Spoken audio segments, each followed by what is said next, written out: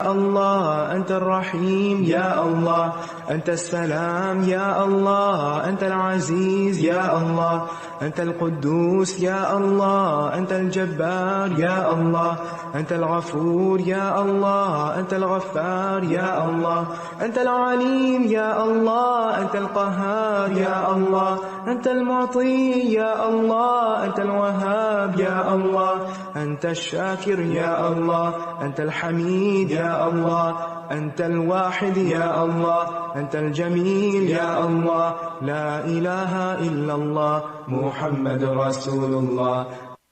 نحمده ونصلي على رسوله الكريم أما بعد فأعوذ بالله من الشيطان الرجيم بسم الله الرحمن الرحيم رب اشرح لي صدري ويسر لي أمري واحلل عقدة من لساني يفقهوا قولي. آج ہم اللہ سبحانہ تعالیٰ کے نام الباسط پر بات کریں گے. اس سے پہلے ہم نے اللہ سبحانہ تعالیٰ کا نام القابض پڑھا، وہ جو تنگی دینے والا ہے، محدود کرنے والا ہے. اور آج ہم پڑھیں گے وہ جو فراخی دینے والا ہے، کشادگی پیدا کرنے والا ہے، پھیلانے والا ہے. ان دونوں ناموں کا کمبینیشن بہت خوبصورت ہے. ہم سب اپنی زندگی میں دیکھتے ہیں کہ ہمارے حالات اوپر نیچے ہوتے رہتے ہیں. بعض اوقات ہمارے دل میں ایک تنگی کا احساس ہوتا ہے اور بعض اوقات کشادگی کا. بعض اوقات رزق روزی میں کشادگی ہو جاتی ہے اور بعض اوقات تنگی ہو جاتی ہے. بعض اوقات جگہ انسانوں پر تنگ ہونے لگتی ہیں اور بعض اوقات چھوٹی جگہ بھی انسانوں کے لیے خوشی اور فراخی کا باعث ہوتی ہیں.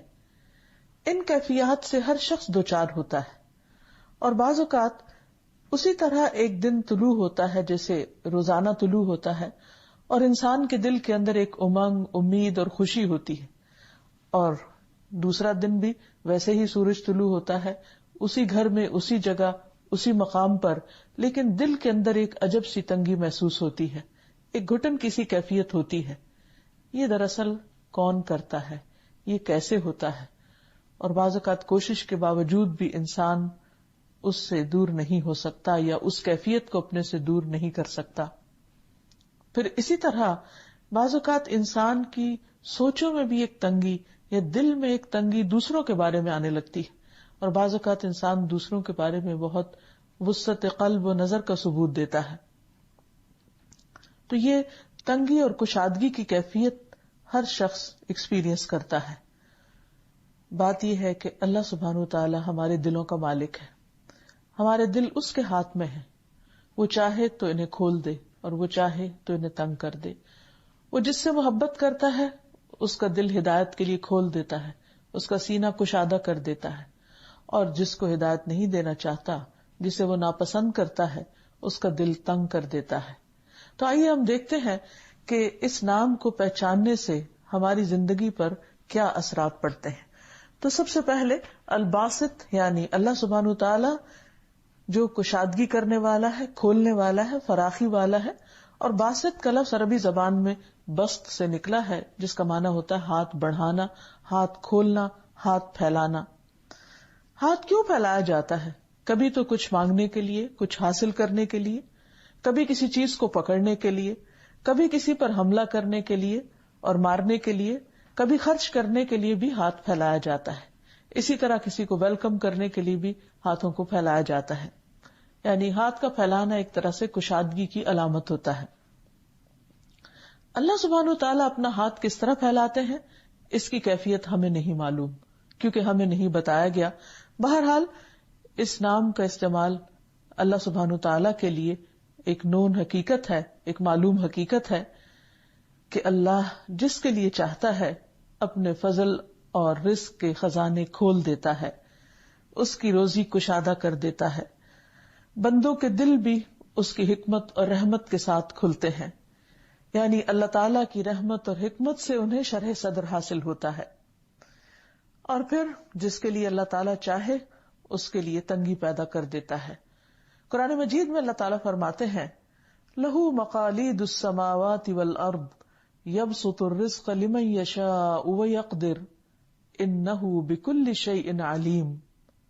سورۃ الشورى کی اس آیت کا مطلب یہ ہے کہ آسمانوں اور زمین کی کنجیاں اسی کے پاس ہیں، وہ جس کے لیے چاہتا ہے رزق کشادہ کر دیتا ہے، جس کے لیے چاہتا ہے کم کر دیتا ہے، بلا شبہ وہ سب کچھ جاننے والا ہے۔ گویا انسانوں کے رزق کا مالک بھی اللہ تعالی ہے، جیسے انسانوں کے دلوں کا مالک اللہ ہے۔ حقیقت یہ ہے کہ اللہ مالک کل شیء، اللہ ہی ہر چیز کا مالک ہے، ہر چیز اس کی ملکیت میں ہے، اس کے کنٹرول میں ہے، جہاں جس کو وہ جتنا چاہے اختیار دے سکتا ہے، اس کے لیے وسعت پیدا کر سکتا ہے۔ اس لیے اگر انسان کی زندگی میں رزق فراواں ہے تو اسے اللہ سبحانہ تعالیٰ ہی کی طرف سے سمجھے، نہ کہ اپنی کوششوں کا نتیجہ۔ اور اگر انسان کی زندگی میں رزق تنگ ہے یا تنگی آنا شروع ہو جائے تو اس پر بھی ضرور انسان توجہ دے۔ وہ کون سی ایسی بات ہے کہ جس کی وجہ سے ایسا ہو رہا ہے، کیونکہ بعض اسباب بھی رزق کی تنگی کا باعث بنتے ہیں۔ اسی طرح ہم دیکھتے ہیں کہ رسول اللہ صلی اللہ علیہ وسلم نے فرمایا، اللہ تعالیٰ نے مجھ سے فرمایا کہ خرچ کرو، تم پر خرچ کیا جائے گا۔ اور رسول اللہ صلی اللہ علیہ وسلم نے فرمایا، اللہ کا دایاں ہاتھ بھرا ہوا ہے اور رات دن کی فیاضی سے اس میں کمی واقع نہیں ہوتی۔ کیا تم نہیں دیکھتے کہ جب سے اس نے آسمان اور زمین پیدا کیے ہیں تب سے اس نے کتنی فیاضی کی ہے، کتنا کچھ دیا ہے، لیکن اس کے دائیں ہاتھ میں کوئی کمی واقع نہیں ہوتی۔ تو گویا اللہ رب العزت چونکہ زمین و آسمان کے سارے خزانوں کا مالک ہے، وہ اپنی مرضی، حکمت اور مصلحت کے تحت جسے چاہتا ہے عطا کرتا ہے اور جس سے چاہتا ہے اس کو روک لیتا ہے۔ لیکن وہ ہم سے کیا چاہتا ہے کہ اگر ہم یہ چاہتے ہیں کہ ہمارے لیے رزق کے خزانے کھل جائیں، وسیع ہو جائیں، تو ہم بھی دوسروں کے لیے اپنے خزانوں کو کھول دیں، اپنے دلوں کو کھول دیں۔ ایک اور بات جو اسلام کو سمجھ کر ہمارے علم میں آتی ہے وہ یہ کہ اللہ تعالیٰ جس کو جتنا چاہتا ہے اتنا عطا کرتا ہے، یعنی اس کی کمیت اور اس کی کیفیت جو ہے، اس کی کوالٹی اور کوانٹٹی کا کنٹرول بھی اللہ سبحانہ تعالیٰ کے ہاتھ میں ہے۔ قرآن مجید میں اللہ تعالیٰ فرماتے ہیں، اللہ یبسط الرزق لمن یشاء ویقدر وفرحوا بالحیاۃ الدنیا وما الحیاۃ الدنیا فی الآخرۃ الا متاع۔ اللہ رزق فراخ کر دیتا ہے جس کے لیے چاہتا ہے اور تنگ کر دیتا ہے جس کے لیے چاہتا ہے، یعنی یہ خالصتاً اس کی مشیت پر مبنی ہے۔ اور وہ دنیا کی زندگی پر خوش ہو گئے، حالانکہ دنیا کی زندگی آخرت کے مقابلے میں تھوڑے سے سامان کے سوا کچھ نہیں۔ یعنی انسان پر اگر رزق زیادہ ہو جاتا ہے، فراواں ہو جاتا ہے، تو ضروری نہیں کہ اس میں اللہ تعالیٰ کی رضا بھی شامل ہو، یعنی ایسے لوگوں پر اللہ تعالیٰ خوش بھی ہو۔ اور اگر کسی پر رزق تنگ ہو جاتا ہے تو اس کا یہ مطلب نہیں کہ یہ اللہ تعالیٰ کی ناراضگی ہی کا باعث ہوگا۔ اسی طرح اگر کسی پر رزق تنگ ہو جاتا ہے تو ضروری نہیں کہ اللہ سبحانہ تعالیٰ اس پر ناراض ہو کر ہی اس کا رزق تنگ کرے، یہ اس کی مشیت پر مبنی ہے، کیونکہ وہ جو چاہے کر سکتا ہے۔ ایک اور جگہ پر فرمایا، ان اللہ یرزق من یشاء بغیر حساب، بے شک اللہ جسے چاہتا ہے بے حساب رزق عطا کر دیتا ہے۔ اور عمومی طور پر ہم دیکھتے ہیں کہ بعض اوقات لوگ اس کی نافرمانی بھی کرتے ہیں، بعض اوقات اس کا انکار بھی کر رہے ہوتے ہیں، بعض اوقات بہت غلط قسم کے کام بھی کر رہے ہوتے ہیں، اس کے باوجود وہ ان کا رزق فراخ کر دیتا ہے۔ اور اس کے برعکس بعض اوقات لوگ اللہ تعالیٰ کے عبادت گزار ہوتے ہیں، فرما بردار ہوتے ہیں، اچھے کام بھی کر رہے ہوتے ہیں، لیکن ان کا رزق تنگ ہو جاتا ہے، کیونکہ یہ اللہ سبحانہ تعالیٰ کی اپنی مشیت اور اپنی چاہت پر مبنی ہے، اور اس کی حکمت کا تقاضا ہے کہ وہ ایسا کرے۔ اس کے اسباب، اس کی وجوہات اسی کے علم میں ہے، اور اس کا کوئی فیصلہ بھی غلط نہیں ہوتا یا ظلم پر مبنی نہیں ہوتا۔ ہاں، بعض اسباب کا ذکر اس نے اپنی کتاب میں کیا ہے۔ مثلا قرآن مجید کی ایک آیت میں آتا ہے، وَلَوْ بَسَطَ اللَّهُ الرِّزْقَ لِعِبَادِهِ لَبَغَوْا فِي الْأَرْضِ وَلَكِنْ يُنَزِّلُ بِقَدَرٍ مَا يَشَاءُ إِنَّهُ بِعِبَادِهِ خَبِيرٌ بَصِيرٌ۔ اور اگر اللہ اپنے سب بندوں کو وافر رزق عطا کر دے تو وہ زمین میں سرکشی سے ادھم مچا دے، یعنی اللہ تعالی سب کو بے حساب دے سکتا ہے، لیکن کیوں نہیں دیتا؟ کیونکہ پھر دنیا ایک صرف اور صرف فساد کا گھر بن جائے گی. مگر وہ ایک اندازے سے جتنا رزق چاہتا ہے نازل کرتا ہے، یقیناً وہ اپنے بندوں سے باخبر ہے اور انہیں دیکھ رہا ہے. یعنی اس کو خود زیادہ بہتر پتا ہے کہ اسے کس کے رزق میں اضافہ کرنا چاہیے اور کس کو رزق کی تنگی میں مبتلا کرنا چاہیے. رزق کا کشادہ ہونا اور رزق کا تنگ ہونا کسی انسان کے اچھے اور برے ہونے کی دلیل نہیں ہے، کیونکہ نیک لوگوں کے لیے بھی رزق کی کشادگی ایک عمدہ چیز ہے. اس کے بارے میں ایک حدیث سے ہمیں پتہ چلتا ہے کہ نبی صلی اللہ علیہ وسلم نے ایک بار عمرو بن العاص کو اپنے پاس بلا بھیجا کہ اپنے کپڑے اور اسلحہ تنظیم کر کے پاس آؤ. وہ کہتے ہیں کہ میں جس وقت حاضر ہوا تو نبی صلی اللہ علیہ وسلم وضو فرما رہے تھے. آپ نے ایک مرتبہ مجھے نیچے سے اوپر تک دیکھا، پھر نظریں جھکا کر فرمایا کہ میرا ارادہ ہے کہ تمہیں ایک لشکر کا امیر بنا کر بھیجوں. اللہ تمہیں صحیح سالم اور مال غنیمت کے ساتھ واپس لائے، اور میں تمہارے لیے مال کی اچھی رغبت رکھتا ہوں. میں نے عرض کیا، یا رسول اللہ، میں نے مال و دولت کی خاطر اسلام قبول نہیں کیا، میں نے دلی رغبت کے ساتھ قبول کیا ہے، اور اس مقصد کے لیے کہ مجھے آپ کا ساتھ حاصل ہو جائے. آپ نے فرمایا، نیک آدمی کے لیے اچھا مال کیا ہی خوب ہوتا ہے.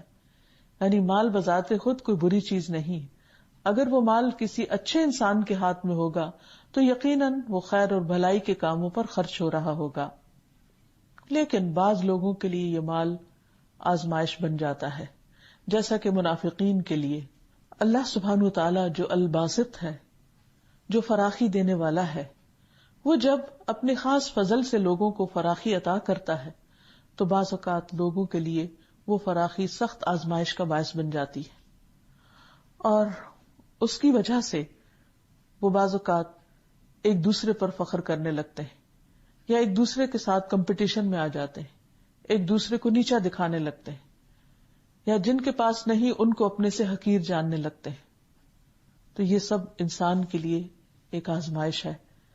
اس پر انسان کو اترانا نہیں چاہیے، فخر نہیں کرنا چاہیے، اور مال کو حق کے ساتھ حاصل کر کے حق کی جگہ پر اور حق کی راہ پر ہی لگانا چاہیے، اور ایسی چیزوں سے پرہیز کرنا چاہیے جو اللہ تعالیٰ کو ناراض کرنے والی ہوں، کیونکہ بعض لوگوں کے لیے رزق کی کشادگی شر کا باعث بن جاتی ہے اور برے انجام کا باعث بنتی ہے، جیسے کہ قارون کا قصہ سب کو معلوم ہے.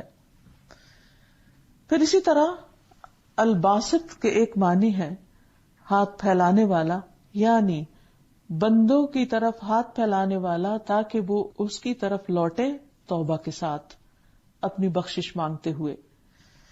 اللہ سبحانہ وتعالی لوگوں کی توبہ قبول کرنے کے لیے بھی ہاتھ پھیلاتا ہے کہ جنہوں نے گناہ کیے ہیں ان کو مہلت دیتا ہے، ان کو امید دلاتا ہے کہ میں تمہارے گناہ معاف کر دوں گا، تم میری طرف واپس پلٹ آؤ.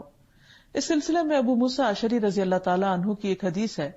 وہ روایت کرتے ہیں کہ اللہ رب العزت رات کے وقت اپنا ہاتھ پھیلاتا ہے تاکہ دن کے گناہگار کی توبہ قبول کر لے، اور دن کو اپنا ہاتھ پھیلاتا ہے تاکہ رات کے گناہگار کی توبہ قبول کر لے، یہاں تک کہ سورج مغرب سے طلوع ہو جائے.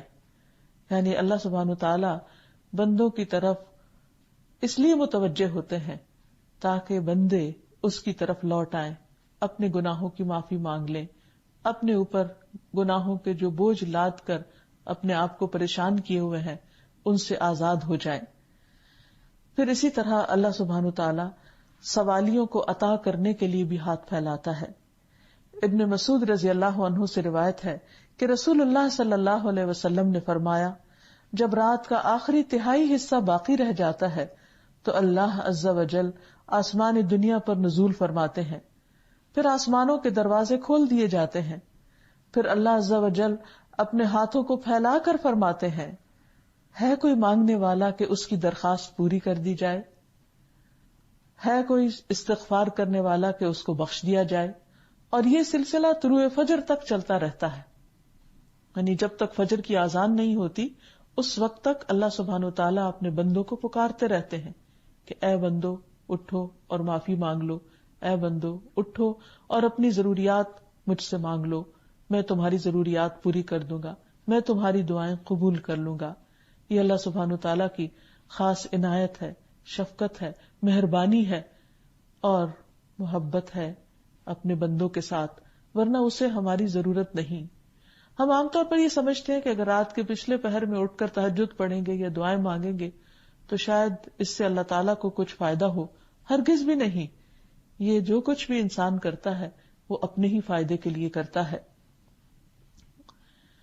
اب جب انسان کو اللہ سبحانہ وتعالیٰ کی یہ صفت سمجھ میں آنے لگتی ہے تو اس کے بعد انسان پر کچھ ذمہ داریاں عائد ہوتی ہیں کہ وہ اپنے رویے اور طرز عمل کو اس کے مطابق بدلے. حقیقت یہ ہے کہ اللہ تعالیٰ کی معرفت انسان کی زندگی میں، انسان کے دل میں، اس کی سوچ میں، اس کے خیالات میں، اس کی گفتگو میں، اس کے اٹھنے بیٹھنے میں ایک بڑی تبدیلی پیدا کر دیتی. وہ شخص جو اللہ تعالیٰ کو پہچانتا ہے اور وہ جو نہیں پہچانتا برابر نہیں ہو سکتے. ویسے بھی علم والے اور بغیر علم کے ایک جیسے نہیں ہوتے. تو اسی طرح وہ لوگ جو اللہ سبحانہ وتعالیٰ کی ان صفات کو جانتے ہیں، ناموں کو جانتے ہیں اور ان کا گہرا ادراک رکھتے ہیں، وہ ان کی طرح نہیں ہو سکتے کہ جو اللہ تعالیٰ کو پہچانتے ہی نہیں. جاننا اور نہ جاننا برابر نہیں ہے. تو آئیے دیکھتے ہیں کہ جس نام کو انسان اچھی طرح پہچان لیتا ہے پھر اس کے مطابق اس کی زندگی پر کیا اثر پڑتا ہے. مثلاً اگر ہمیں اللہ تعالیٰ کی یہ صفت سمجھ آ جائے کہ وہ الباسط ہے، وہ پھیلانے والا ہے، فراخی دینے والا ہے، تو پھر ہم اس کی طرف پورے ذوق اور شوق کے ساتھ رجوع کریں، اس پر ایمان لائیں، اس کی توحید کا اقرار کریں. اور جو شخص اس کی توحید کو کھلے دل سے قبول کرتا ہے اللہ سبحانہ وتعالیٰ اس کا دل کھول دیتا ہے، اسے شرح صدر نصیب ہو جاتا ہے اور پھر وہ اپنے رب کی اطاعت خوشی خوشی کرنے لگتا ہے. اسے اپنے رب سے محبت ہو جاتی ہے اور وہ اپنے رب کی رحمت کے اور زیادہ قریب ہو جاتا ہے.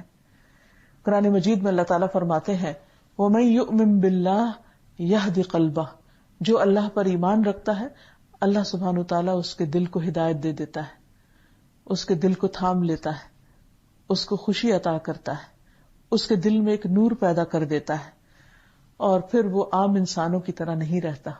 اس کی سوچ وسیع ہو جاتی. وہ صرف دنیا کے بارے میں نہیں سوچتا، وہ دنیا کے پیدا کرنے والے کے بارے میں سوچنے لگتا ہے. وہ صرف آج کی زندگی اور آج کے دن کے بارے میں نہیں سوچتا، وہ کل کی زندگی اور کل کے گھر کے بارے میں سوچتا ہے. وہ عارضی زندگی اور عارضی دنیا کے پیچھے ہی نہیں بھاگتا، اس کی دوڑ پھر آخرت کی طرف لگ جاتی ہے. اور یہ اس وقت ہوتا ہے جب انسان کے دل میں توحید کا نور آ جاتا ہے اور وہ نور اس کے اندر ایک خاص قسم کی وسعت پیدا کر دیتا ہے. اور اسی لیے ہم دیکھتے ہیں کہ نبی صلی اللہ علیہ وسلم یہ دعا پڑھا کرتے تھے اللہم اجعل فی قلبی نورا وفی بصری نورا وفی سمعی نورا وعن یمینی نورا وعن یساری نورا وفوقی نورا وتحتی نورا وامامی نورا وخلفی نورا واجعل لی نورا. اے اللہ میرے دل میں نور پیدا کر دے، میری نظر میں نور پیدا کر دے، میرے کان میں نور پیدا کر دے، میری دائیں جانب نور پیدا کر دے اور میری بائیں جانب نور پیدا کر دے، میرے اوپر نور پیدا کر دے، میرے نیچے نور پیدا کر دے، میرے آگے نور پیدا کر دے، میرے پیچھے نور پیدا کر دے اور تو مجھے نور ہی نور عطا کر دے. کیونکہ بندے کا دل جب اللہ کے ذکر سے معمور ہوتا ہے تو اس کے دل کو ایک خاص روشنی نصیب ہوتی ہے اور اس وجہ سے شیطان اپنے وسوسے اس میں پھر نہیں ڈال سکتا. اور اگر شیطان کے وسوسے آئیں بھی تو اندر کا نور اتنا تیز ہو جاتا ہے کہ وہ ان وسوسوں کو بھسم کر کے رکھ دیتا ہے، جلا کے رکھ دیتا ہے. اور اسی طرح اگر انسان اللہ کے ذکر سے غافل ہوتا ہے، ایمان سے بے خبر ہوتا ہے، تو پھر ایسا دل شیطان کا گھر بن جاتا ہے اور انسان اس کے تسلط میں آنے لگتا ہے. اللہ سبحانہ وتعالیٰ اپنے بندوں کو جن کے اندر توحید کا نور ہوتا ہے ان بندوں کو اپنے خاص فرشتوں کی مدد عطا کرتے ہیں اور ان کو فرشتوں کے ساتھ ایک خاص تعلق پیدا ہو جاتا ہے. وہ فرشتے ان کے لیے دعائیں بھی کرتے ہیں اور اس طرح ان کی زندگی میں مشکل سے مشکل حالات اور تکلیف دہ سچویشن میں بھی ان کے اندر تنگی اور گھبراہٹ پیدا نہیں ہوتی. جیسے کہ قرآن مجید میں ایک اور جگہ پر آتا ہے کہ ان الذین قالوا ربنا اللہ ثم استقاموا تتنزل علیہم الملائکۃ الا تخافوا ولا تحزنوا وابشروا بالجنۃ التی کنتم توعدون نحن اولیاؤکم فی الحیاۃ الدنیا وفی الآخرہ وَلَكُمْ فِيهَا مَا تَشْتَهِي أَنفُسُكُمْ وَلَكُمْ فِيهَا مَا تَدَّعُونَ نُزُلًا مِّن غَفُورٍ رَّحِيمٍ إِنَّ الَّذِينَ قَالُوا رَبُّنَا اللَّهُ بے شک وہ لوگ جنہوں نے کہا کہ ہمارا رب اللہ ہے، ثُمَّ اسْتَقَامُوا پھر انہوں نے اس پر استقامت اختیار کی، وہ اس پر جم گئے، تو ایسے لوگوں کا انجام کیا ہوگا؟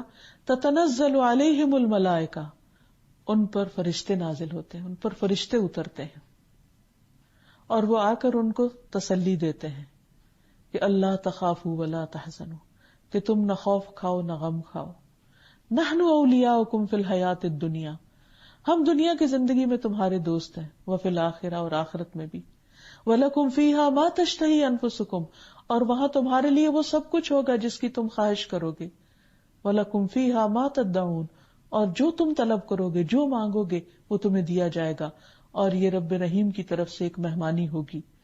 تو گویا جو شخص اللہ سبحانہ وتعالی پر سچے دل سے ایمان لے آتا ہے، اللہ تعالیٰ اس کے دل میں نور پیدا کر دیتا ہے اور فرشتوں کے ساتھ اس کا تعلق پیدا ہو جاتا ہے، اور پھر انسان تنگی میں بھی وسعت محسوس کرتا ہے، گھبراہٹ میں بھی امن میں ہوتا ہے، اور اس دنیا میں بھی اور اگلی دنیا میں بھی۔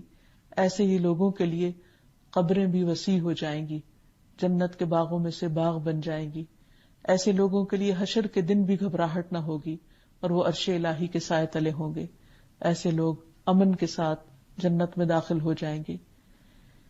اس امن اور اس وسعت کو انجوائے کرنے کے لیے ضروری ہے کہ ہم اللہ سبحانہ وتعالیٰ کی اس صفت کو سمجھیں اور اس کے مطابق اپنے اندر بھی وسعت لائیں، اور جب انسان اپنے اندر وسعت لاتا ہے تو پھر وہ بندوں کا بھی خیر خواہ بن جاتا ہے، وہ بندوں سے لینے والا نہیں، بندوں کو دینے والا بن جاتا ہے، اور کوئی بھی شخص بندوں کو دے نہیں سکتا جب تک کہ اس کے اپنے دل میں وسعت نہ ہو۔ دل کی وسعت ہی ہاتھ میں وسعت پیدا کرتی ہے، دل کی وسعت ہی انسان کے لیے دوسروں کے بارے میں ان کی خطائیں معاف کرنے کا ذریعہ بنتی ہے، اور ان کے لیے انسان کا دل بڑا ہو جاتا ہے۔ اور اسی طرح وہ لوگ جن کے دل بڑے ہوتے ہیں پھر ان کے کام بھی بڑے ہوتے ہیں، چھوٹے دلوں والے چھوٹے کام کرتے ہیں اور بڑے دلوں والے بڑے بڑے کام کرتے ہیں، کیونکہ ان کی سوچیں بھی وسیع ہو جاتی ہیں۔ انسان جب اللہ تعالیٰ کے قریب آتا ہے تو پھر اللہ تعالیٰ سے ہی مانگتا ہے، اور جب بندہ اللہ سے مانگنے کے لیے ہاتھ اٹھاتا ہے تو اللہ تعالیٰ اس بات سے شرماتا ہے کہ وہ ان ہاتھوں کو خالی لوٹائے۔ پھر ایسا بندہ لوگوں کے آگے ہاتھ نہیں پھیلاتا، وہ لوگوں سے سوال نہیں کرتا، وہ اپنی معمولی سے معمولی حاجت بھی اللہ تعالیٰ سے مانگتا ہے۔ ابن عباس رضی اللہ عنہ سے مروی ہے کہ نبی صلی اللہ علیہ وسلم نے فرمایا، لوگوں سے بے نیاز ہو جاؤ اگرچہ مسواک کی لکڑی ہی کیوں نہ ہو، یعنی اس کے لیے بھی کسی سے لالچ نہ رکھو، اس کے لیے بھی کسی کے آگے ہاتھ نہ پھیلاؤ۔ ہاں، خیر کے کاموں کے لیے ہاتھ پھیلائے جا سکتے ہیں۔ اسود بن اسرم کہتے تھے کہ میں نے عرض کیا، یا رسول اللہ صلی اللہ علیہ وسلم، مجھے وصیت فرمائیے۔ آپ نے فرمایا، اپنے ہاتھ کو قابو میں رکھو کہ اس سے کسی کو تکلیف نہ پہنچے۔ میں نے عرض کیا، اگر میرا ہاتھ قابو میں نہ رہے تو پھر اور کیا چیز قابو میں رہ سکتی ہے؟ یعنی میرے ہاتھ تو قابو میں ہیں یا رہ سکتے ہیں؟ آپ نے فرمایا، اپنی زبان کو قابو میں رکھو۔ میں نے عرض کیا، اگر میری زبان ہی میرے قابو میں نہ رہے تو پھر اور کیا چیز میرے قابو میں رہ سکتی؟ یعنی وہ میری زبان ہے اور اس کو میرے قابو میں رہنا چاہیے۔ تو آپ نے فرمایا، پھر تم اپنے ہاتھ کو بھلے کام کے لیے ہی بڑھاؤ اور اپنی زبان سے بھلی بات ہی کہو۔ یعنی اگر تمہارا ہاتھ تمہارے قابو میں ہے اور زبان تمہارے قابو میں ہے تو پھر ان کو اچھے کاموں میں لگاؤ، اور جب انسان اچھے کاموں میں لگاتا ہے تو ایک کام کے بعد ایک نیک کام کا اس کو شوق بھی پیدا ہوتا ہے اور اس کو مواقع بھی ملتے چلے جاتے ہیں۔ پھر اسی طرح اگر انسان یہ چاہتا ہے کہ اللہ سبحانہ و تعالیٰ اس پر رزق فراخ کر دے تو اس کے لیے انسان کو چاہیے کہ وہ بھی اللہ تعالیٰ کا فرما بردار بن جائے، کیونکہ انسان کے لیے اللہ کی اطاعت سے رزق میں برکت آتی ہے. برکت کا مطلب ضروری طور پر یہ نہیں ہوتا کہ مال کی تعداد میں زیادتی ہو جاتی ہے، یعنی کاؤنٹنگ بڑھ جاتی ہے، بلکہ تھوڑا رزق بھی اس کے لیے بہت زیادہ محسوس ہوتا ہے. اور یہ بھی ایک عام تجربے اور مشاہدے کی بات ہے کہ بعض اوقات انسانوں کے پاس بے شمار ہوتا ہے، ان گنت ہوتا ہے، لیکن اس کے باوجود وہ خوف کا شکار ہوتے ہیں، دل کی تنگی کا شکار ہوتے ہیں. اور بعض لوگوں کے پاس بس ضرورت کا ہوتا ہے، لیکن اس کے باوجود وہ فکر مند نہیں ہوتے، غمگین نہیں ہوتے، وہ اس میں بھی خوش رہتے ہیں اور اس تھوڑے میں بھی ان کے لیے بہت برکت ہو جاتی ہے. پھر اسی طرح عبداللہ بن مسعود رضی اللہ عنہ سے روایت ہے، وہ کہتے ہیں کہ رسول اللہ صلی اللہ علیہ وسلم نے فرمایا، جو چیز تمہیں جنت کے قریب کر سکتی ہے میں نے تمہیں اس کا حکم دے دیا ہے، اور جو چیز تمہیں جہنم کے قریب کر سکتی تھی میں نے تمہیں اس سے منع کر دیا ہے. روح القدس یعنی جبریل نے میرے دل میں یہ بات ڈالی ہے کہ کوئی جان اپنے رزق کی تکمیل کے بغیر نہیں مرتی، یعنی ہر شخص اپنا رزق پورا کر کے ہی مرتا ہے. پس تم اللہ تعالیٰ سے ڈرو اور رزق کی تلاش میں میانہ روی اختیار کرو. کہیں ایسا نہ ہو کہ رزق کا مؤخر ہونا تمہیں اس بات پر اکسا دے کہ تم اللہ تعالیٰ کی نافرمانیاں کر کے اس کی تلاش میں پڑ جاؤ. یاد رکھو جو کچھ اللہ تعالیٰ کے پاس ہے وہ اس کی اطاعت کر کے ہی حاصل کیا جا سکتا ہے. یعنی اگر تم چاہتے ہو کہ تم پر رب کی نوازشیں ہو تو تم بھی اس کی طرف رجوع کرو، جیسا کہ قرآن مجید میں آتا ہے کہ اذا سألک عبادی انی فانی قریب، جب میرے بندے آپ سے میرے بارے میں پوچھے تو آپ بتا دیجئے کہ بے شک میں قریب ہی ہوں. اجیب دعوت الداعی اذا دعانی، میں پکارنے والے کی پکار کا جواب دیتا ہوں جب بھی وہ مجھے پکارتا ہے.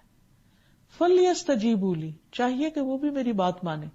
یعنی اگر انسان یہ چاہتا ہے کہ اس کی دعا قبول ہو تو اسے چاہیے کہ وہ اللہ تعالیٰ کا فرما بردار بنے، کیونکہ الیہ یصعد الکلم الطیب، اللہ تعالیٰ کی طرف پاکیزہ کلمات اٹھتے ہیں، یعنی اوپر جاتے ہیں. والعمل الصالح یرفعہ، اور نیک اعمال ان کو اوپر اٹھاتے ہیں، یعنی وہ کیریئر بن جاتے ہیں. اسی طرح رزق میں وسعت اور برکت کے لیے بھی نیک اعمال انسان کو فائدہ دیتے ہیں. ایک اور چیز اس سلسلے میں یہ بھی یاد رہے کہ انسان حلال ذرائع ہی اختیار کرے. رسول اللہ صلی اللہ علیہ وسلم نے فرمایا، رزق حاصل ہونے میں تاخیر کی وجہ سے مایوس نہ ہو، کیونکہ مرتے دم تک بندے کے نصیب کا جو رزق ہے وہ اس تک پہنچ کر رہے گا. اس لیے میانہ روی کے ساتھ رزق کی تلاش میں رہو اور حلال روزی اختیار کرو اور حرام چھوڑ دو. پھر اسی طرح آپ صلی اللہ علیہ وسلم نے یوں بھی خبردار کیا کہ فراخی رزق کے لیے لوگ حرام طریقے اختیار کرنا شروع کر دیں گے. نبی صلی اللہ علیہ وسلم نے فرمایا، لوگوں پر ایک ایسا زمانہ آئے گا کہ انسان کوئی پرواہ نہیں کرے گا کہ جو کچھ اس نے حاصل کیا ہے وہ حلال سے ہے یا حرام سے، یعنی رزق کے معاملے میں وہ کانشیس نہیں رہے گا. تو اس سلسلے میں بھی یاد رہے کہ چونکہ الباسط اللہ سبحانہ و تعالیٰ ہے، فراخی دینے والا وہ ہے، لہذا انسان اللہ سبحانہ و تعالیٰ سے فراخی کی امید رکھتے ہوئے حلال طریقوں کو ہی اختیار کرے. پھر یہ ہے کہ فراخی رزق پر شکر گزار بن جائے اور تنگی آنے پر صبر کرنے والا بن جائے. نبی صلی اللہ علیہ وسلم نے فرمایا، قیامت کے دن اللہ تعالیٰ فرمائیں گے، اے ابن آدم، میں نے تجھے گھوڑوں اور اونٹوں پر سوار کیا اور عورتوں سے تیرا نکاح کیا. میں نے تجھے اس حال میں رکھا کہ تم سردار تھے، لگان وصول کرتے تھے. فأین شکر ذالک، تو ان تمام چیزوں کا شکر کہاں ہے؟ تو اس سے پتہ یہ چلتا ہے کہ اللہ سبحانہ تعالیٰ بندے کو جو کچھ دیتا ہے اس کے جواب میں اللہ تعالیٰ کو بندے سے کوئی چیز نہیں چاہیے. ہاں، وہ اس بات کا مطالبہ ضرور کرتا ہے کہ بندہ ان نعمتوں کو پا کر اللہ کی دی ہوئی فراخی کو حاصل کر کے اس کا شکر گزار بن جائے. پھر اسی طرح یہ ہے کہ فراخی رزق میں رب کو نہ بھولے، کیونکہ جب انسان کو کچھ ملنے لگتا ہے تو وہ اس مال کے اندر کھو جاتا ہے اور دینے والے کو بھول جاتا ہے. اس سلسلے میں اللہ تعالیٰ قرآن مجید میں کچھ لوگوں کی صفت بیان کرتے ہوئے فرماتے ہیں، رجال لا تلہیہم تجارۃ ولا بیع عن ذکر اللہ واقام الصلاۃ وایتاء الزکاۃ یخافون یوما تتقلب فیہ القلوب والابصار. سورۃ النور. وہ مرد جنہیں اللہ کے ذکر، اقامت صلاۃ سے نہ تجارت غافل کرتی ہے اور نہ خرید و فروخت، وہ اس دن سے ڈرتے رہتے ہیں جس میں دل اور آنکھیں اکڑ جائیں گی. یعنی کچھ لوگ اللہ کے ایسے بندے بھی ہیں کہ جن کے پاس جب رزق زیادہ آتا ہے تو بھی وہ اللہ کی یاد میں کسی قسم کی کمی نہیں کرتے اور اقامت صلاۃ سے غافل نہیں ہوتے، زکوٰۃ دینا نہیں بھولتے. گویا کہ انسان کے لیے مال آزمائش ہے، اور وہ آزمائش کیا ہے کہ جب وہ مال انسان کو حاصل ہوتا ہے تو کیا پھر بھی وہ اللہ تعالیٰ کو یاد رکھتا ہے؟ تو ایسے لوگ جو اللہ کے پسندیدہ ہیں، جن کے دلوں میں نور ہوتا ہے، ایمان ہوتا ہے، وہ دنیا کی تمام نعمتوں میں ہوتے ہوئے بھی اپنے رب کو یاد رکھتے ہیں، جس طرح وہ مال کو کماتے ہوئے اپنے رب کو یاد رکھتے ہیں. حقیقت یہ ہے کہ انسان کے پاس جو مال آتا ہے اس کے لیے انسان کو محنت اور کوشش کرنی پڑتی ہے، اور محنت اور کوشش کی مثال ایسے ہی ہے کہ جیسے مثال کے طور پر اگر کسی انسان کو بتایا جائے کہ تمہارے لیے پہاڑ کی چوٹی پر 1 کلو سونا رکھا ہوا ہے، وہ تمہارے ہی نام کا ہے، تمہارے ہی حصے کا ہے، تمہیں ہی ملے گا، لیکن اس کے لیے تمہیں کوشش کرنا پڑے گی، اور وہ کوشش یہ کہ پہاڑ کی چوٹی تک تمہیں جانا پڑے گا. اب اگر انسان یہ سوچے کہ اگر وہ میرے ہی نام کا ہے تو میرے پاس خود ہی آ جائے گا، تو وہ لڑک کر نہیں آئے گا نیچے، انسان ہی کو اوپر چڑھنا پڑے گا، اور بعض اوقات اوپر چڑھنے کے لیے انسان کو سخت محنت کرنا پڑتی. تو رزق کے کمانے میں بھی انسان کو محنت کرنی پڑتی ہے، لیکن کمانے کے بعد جو کچھ اس کو ملتا ہے وہ دراصل اللہ کا فضل ہوتا ہے. کیونکہ ہم دنیا میں دیکھتے ہیں کہ بعض اوقات انسانوں کے پاس محنت کے باوجود بھی کچھ حاصل نہیں ہوتا، یعنی ان کی آزمائش اس میں بھی ہوتی ہے کہ وہ محنت کرتے ہیں، بار بار کرتے ہیں، لیکن فائدے کی بجائے خسارہ ہونے لگتا ہے. ایک ہی جیسی محنت ہوتی ہے، ایک وقت میں اس محنت کا کئی گنا زیادہ پھل مل جاتا ہے، اور دوسری جگہ اس کے وہ نتائج سامنے نہیں آتے. مثلاً آپ دیکھیے کہ کسان ہے، ایک باغ لگاتے ہیں، ایک سال اس پر خوب پھل آتا ہے اور دوسرے سال اس پر پھل نہیں آتا، حالانکہ وہی محنت ہوتی ہے جو ایک سال میں کی گئی ہوتی ہے، لیکن دوسری دفعہ اس کا وہ نتیجہ نہیں آتا. تو اس سے اللہ سبحانہ و تعالیٰ یہ فرق پیدا کر کے دراصل بتانا یہ چاہتا ہے کہ اے بندے، صرف تیری محنت کچھ نہیں کر سکتی جب تک کہ اللہ کا فضل شامل حال نہ ہو، اور جب وہ شامل ہو جاتا ہے تو وہی زمین تمہارے لیے رنگ لاتی ہے اور تمہارے لیے بہار بن جاتی ہے اور تمہارے لیے کئی گنا زیادہ فائدہ ہو جاتا ہے. اسی طرح بعض اوقات یہ بھی دیکھا گیا ہے کہ بہت بڑی بڑی ڈگریاں رکھنے والے بعض اوقات ان کے پاس کوئی جاب نہیں ہوتی، اور بعض اوقات بالکل ان پڑھ لوگ جن کو ایک لفظ بھی نہیں آتا، جو صرف انگوٹھا لگا کر کام کرتے ہیں، ان پر اللہ سبحانہ تعالیٰ کا بہت بڑا فضل ہوتا ہے، بہت بڑی رحمت ہوتی ہے. ٹھیک ہے کہ اسباب اختیار کرنا اپنی جگہ، لیکن بندہ مومن ہمیشہ یہ سمجھتا ہے کہ ان اسباب کو اختیار کرنے کے بعد جو دینے والا ہے وہ دراصل اللہ ہے. تو یہ سب مال و دولت ان کو اللہ کی یاد سے پھر غافل نہیں کرتا. جب انسان یہ سمجھتا ہے کہ یہ میرے زور بازو کا نتیجہ ہے تو پھر انسان اللہ تعالیٰ کو بھولنے لگتا ہے، اس کی اپنی زندگی میں ضرورت محسوس نہیں کرتا. لیکن جب انسان سمجھتا ہے کہ یہ اللہ کا مجھ پر فضل ہے، محنت میں نے کی ہے لیکن فضل اللہ کا ہے، تو پھر وہ اللہ کا حق بھی نکالتا ہے. جیسے کہ اس آیت میں بیان ہوا ہے کہ ایسے لوگ، ان کو تجارت اور خرید و فروخت نہ اللہ کی یاد سے غافل کرتی، نماز قائم کرنے سے غافل نہیں کرتی، اور زکوٰۃ دینے سے بھی، یعنی وہ اس میں سے اللہ کا حق اور بندوں کا حق برابر نکالتے رہتے ہیں. اور اس کے ساتھ ساتھ وہ رزق کی کشادگی کو اپنے لیے آزمائش سمجھتے ہیں، کیونکہ حقیقت یہ ہے کہ رزق کا زیادہ ہونا انسان کے لیے ایک بڑے امتحان کی بات ہے. کیونکہ جب انسان کے پاس نہیں ہوتا تو پھر بھی وہ تکلیف میں اللہ تعالیٰ کی طرف رجوع کر لیتا ہے، اور جب کچھ ہوتا ہے تو عام طور پر بھولنے لگتا ہے، غافل ہونے لگتا ہے.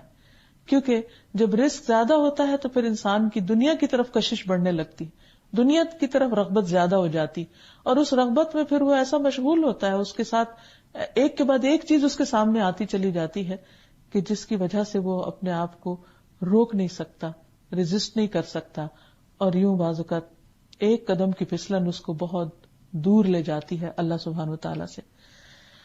تو بندہ مومن جو اللہ کے الباسط ہونے پر یقین رکھتا ہے، وہ اپنے اندر بھی اس صفت کو لاتا ہے اور اپنے ہاتھ بھی بندوں کے لیے کھول دیتا ہے، کیونکہ خرچ کرنا اور نہ کرنا برابر نہیں ہوتا.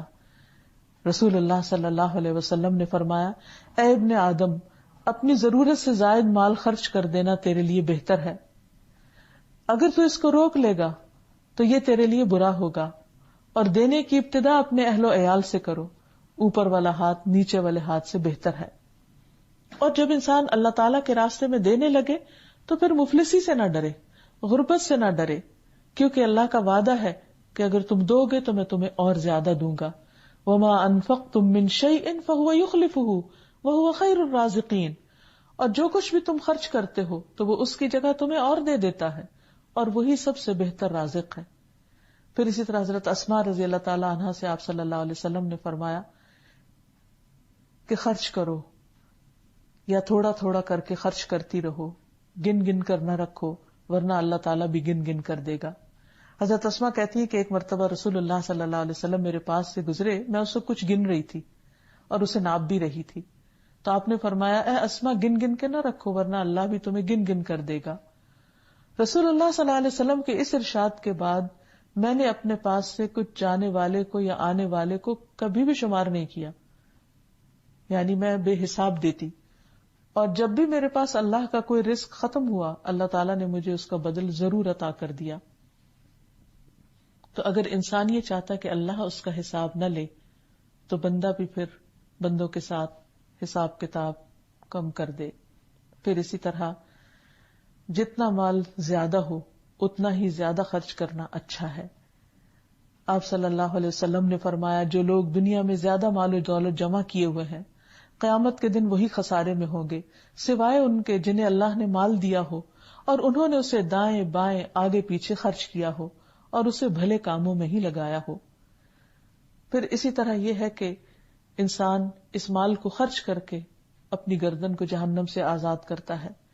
اسی طرح دنیا میں بھی انسان کے دل سے گھٹن، غم، تنگی، پریشانی اور ڈپریشن ختم ہوتا ہے، اور ہر انسان کو کچھ نہ کچھ ضرور خرچ کرنا چاہیے۔ تو اللہ سبحانہ وتعالیٰ جب انسان کو وسعت دے تو پھر انسان کو کچھ اور چیزوں سے بھی بچنے کی ضرورت ہے۔ مثلا انسان اسراف اور فضول خرچی نہ کرے۔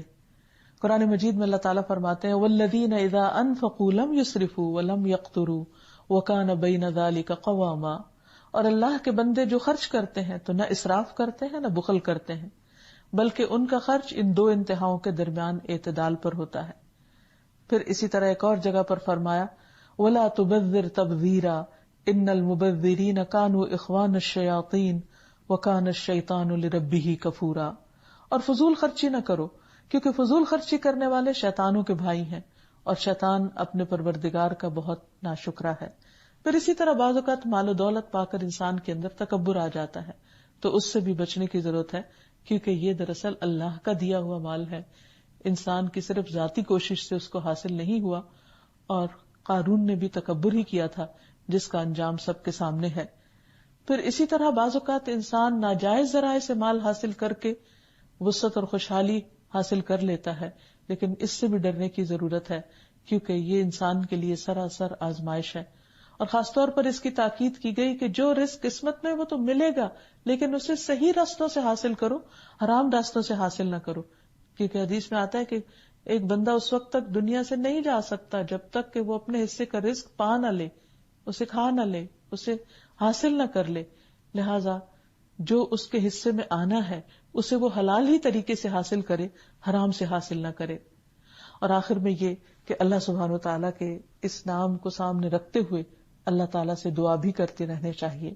رسول اللہ صلی اللہ علیہ وسلم نے کچھ دعائیں ایسی سکھائی ہیں کہ جن کو پڑھنے سے انسان فقر و فاقہ سے بچ سکتا ہے، اور فراخی کرنے والے رب سے فقر اور قلت سے بچنے کی دعا کرنا ہم سب کے لیے لازم ہے۔ نبی صلی اللہ علیہ وسلم یہ دعا مانگا کرتے تھے اللہم انی اعوذ بک من الفقر والقلت والذلت واعوذ بک من ان اظلم او اظلم، اے اللہ میں تیری پناہ چاہتا ہوں محتاجی سے، قلت سے، ذلت سے، تیری پناہ چاہتا ہوں اس بات سے کہ میں ظلم کا ارتکاب کروں یا مجھ پر ظلم کیا جائے۔ تو بہرحال انسان کے لیے لازم ہے کہ وہ دینے والے رب، فراخی پیدا کرنے والے رب سے رزق حلال اور طیب مانگتا رہے۔ ام سلمہ رضی اللہ عنہا سے روایت ہے رسول اللہ صلی اللہ علیہ وسلم نماز فجر سے سلام پھیر کر یہ دعا پڑھا کرتے تھے اللہم انی اسألک علما نافعا ورزقا طیبا وعملا متقبلا، اے اللہ میں آپ سے علم نافع، پاکیزہ روزی اور مقبول عمل کا سوال کرتا ہوں۔ اللہ سبحانہ وتعالی ہمیں وسعتوں سے نوازے اور دنیا اور آخرت کی تنگیوں سے محفوظ رکھے۔ القاهر يا الله، أنت الحسيب يا الله، أنت الشافي يا الله، أنت المبين يا الله، أنت الوكيل يا الله، أنت القيوم يا الله، أنت المتين يا الله، أنت السبوح يا الله، لا إله إلا الله محمد رسول الله، لا إله إلا الله محمد رسول الله۔ آج ہم انشاءاللہ اللہ سبحانہ تعالیٰ کے نام المعطی، عطا کرنے والا کے بارے میں بات کریں گے۔ اللہ سبحانہ تعالیٰ، اس کی عطا، اس کی بخشش ہر طرف پھیلی ہوئی ہے۔ ہر ایک کو اس کائنات میں جو کچھ بھی ملا ہے وہ سب اسی کا عطیہ ہے، اسی کی دین ہے، اور اس کی بخششیں بے انتہا ہیں۔ انسان جب اللہ سبحانہ تعالیٰ کے اس نام پر غور کرتا ہے تو اس کا دل اللہ کی محبت سے بھر جاتا ہے، کیونکہ دینے والا وہ ہے جو دے کر احسان نہیں جتاتا، اذیت نہیں دیتا، شرمندہ نہیں کرتا، رسوا نہیں کرتا، دیتا رہتا ہے، اور بندہ اس کی نافرمانی بھی کرے تو وہ دینا بند نہیں کرتا۔ تو اللہ سبحانہ تعالیٰ کا یہ نام ہمیں بہت کچھ سکھاتا ہے، اس لیے آئیے آج ہم اس پر غور کرتے ہیں۔ عطا عربی زبان کا لفظ ہے جس کا اطلاق مال وغیرہ کے دینے پر بھی ہوتا ہے، اور اس کے علاوہ دیگر چیزوں کی بخشش کے لیے بھی یہ آتا ہے۔ اللہ سبحانہ وتعالیٰ ہی نے ہر چیز کو وجود بخشا ہے اور پھر اس کی رہنمائی بھی کی ہے کہ اس چیز کو کرنا کیا ہے، اور اس کام کے کرنے کے لیے جو صلاحیت اس کو درکار تھی وہ بھی اللہ ہی کی دی ہوئی ہے۔ قرآن مجید میں اللہ تعالیٰ فرماتے ہیں الذی اعطی کل شیء خلقہ ثم ہدی، وہ جس نے ہر چیز کو اس کی ایک مخصوص ساخت عطا کی اور پھر اس کی رہنمائی بھی کی۔ گویا اس کی شکل و صورت جیسی بھی اس نے بنائی وہ بھی اسی کی عطا ہے، اور پھر اس مخصوص شکل و صورت کے ساتھ، مخصوص صلاحیتوں کے ساتھ جو کچھ اسے کرنا ہے وہ بھی دراصل اسی کی عطا ہے۔ اور پھر وہ رب ہے جو دنیا میں بھی عطا کرتا ہے اور آخرت میں بھی، اور جسے جتنا چاہتا ہے عطا کرتا ہے، اور آخرت میں تو اس کی عطا بلا حساب ہوگی، بے پناہ ہوگی، اتنی کہ جو کبھی بھی ختم نہ ہوگی۔ وہ اپنے بندوں کی دعائیں بھی قبول کرتا ہے، اور بندے جو کچھ مانگتے ہیں وہ بھی ان کو عطا کرتا ہے۔ اپنی مخلوق میں سے جسے چاہتا ہے بادشاہت، حکومت، نبوت، حکمت سب کچھ عطا کرتا ہے، اور پھر چونکہ وہی مالک ہے، جب چاہتا ہے واپس بھی وہی لینے والا ہے۔ جہاں تک رزق کا تعلق ہے تو وہ تو سراسر اسی کی عطا ہے، اسی کی بخشش ہے، اور وہ تمام مخلوق کے رزق کا مالک ہے۔ قرآن مجید میں اللہ تعالیٰ فرماتے ہیں وَمَا مِن دَابَّةٍ فِي الْأَرْضِ إِلَّا عَلَى اللَّهِ رِزْقُهَا، زمین میں کوئی چلنے والا جاندار نہیں مگر اس کا رزق اللہ ہی کے ذمے ہے۔ ایک چیونٹی سے لے کر ہاتھی، ان سب کے لیے رزق کی پلاننگ اسی نے کی، اور ان کی مخصوص ضروریات پوری کرنے والا وہی ہے۔ وَلَكِن لَا تَفْقَهُونَ تَسْبِيحَهُمْ، کہ کوئی چیز ایسی نہیں کہ جو رب کی تسبیح نہ کر رہی ہو۔ ایک ذرے سے لے کے پہاڑ تک ہر چیز اللہ سبحانہ تعالیٰ کی تسبیح کرتی۔ جہاں تک پہاڑوں کی تسبیح کا تعلق ہے تو داؤد علیہ السلام اپنی خوبصورت آواز میں جب اللہ کا ذکر کرتے تھے تو پہاڑ اس ذکر میں ان کے ساتھ باقاعدہ شریک ہو جایا کرتے تھے۔ کیا ہی خوبصورت سما اور منظر ہوتا ہوگا رب کی تسبیح کا۔ تو بہرحال ہر چیز اللہ تعالیٰ کی تسبیح کرتی ہے، اور یہ تسبیح اس کی نماز ہے، جیسے کہ سورۃ نور میں بھی اللہ تعالیٰ فرماتے ہیں کل قد علم صلاتہ و تسبیحہ، کہ ہر چیز نے اپنی صلاۃ یعنی نماز اور تسبیح کا طریقہ جان لیا ہے۔ اللہ کے نبی نوح علیہ السلام کی وفات کا وقت جب قریب آیا تو انہوں نے اپنے بیٹے سے فرمایا کہ سبحان اللہ و بحمدہ کا ورد کرتے رہنا، کیونکہ یہ ہر چیز کی نماز ہے اور اسی کے ذریعے مخلوق کو رزق ملتا ہے. یعنی یہ تسبیح رزق کے دروازے بھی کھولتی ہے. تمام جانداروں کے رزق کا مالک اللہ ہے. اور اس سلسلے میں ایک بہت ہی انوکھا واقعہ ہمیں سیرت کی کتابوں میں ملتا ہے. ابو سعید خدری رضی اللہ عنہ سے مروی ہے کہ ایک بھیڑیے نے ایک بکری پر حملہ کیا اور اس کو پکڑ کر لے گیا. چرواہے نے اس کا پیچھا کیا اور اس سے بکری چھین لی. وہ بھیڑیا اپنی دم کے بل بیٹھ کر کہنے لگا، تم اللہ سے نہیں ڈرتے کہ تم نے مجھ سے میرا رزق جو اللہ نے مجھے دیا تھا وہ چھین لیا، یعنی تم نے بکری واپس لے لی. وہ چرواہا کہنے لگا، تعجب ہے کہ ایک بھیڑیا اپنی دم پر بیٹھ کر مجھ سے انسانوں کی طرح بات کر رہا ہے.